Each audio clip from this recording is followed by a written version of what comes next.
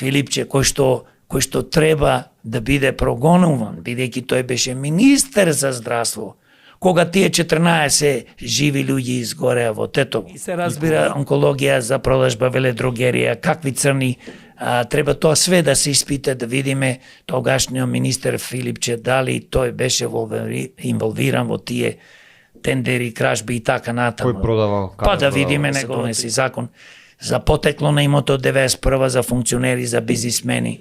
Треба да се донеси закон да се расчисти еднаш за секојаш со приватизација на државниот имот, поточно на имотот на народот.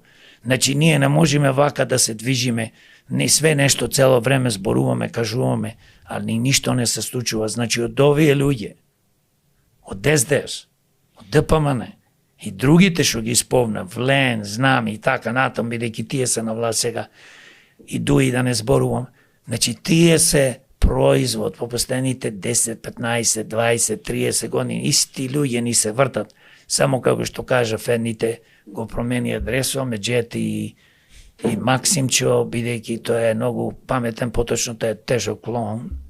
И тоа е, и цело време манипулација. Не дојдоа во Македонија чести луѓе, бидејќи не може да дојдат, знаете зашто? Затоа што ние, граѓаните, гласачите, сме криви за тоа.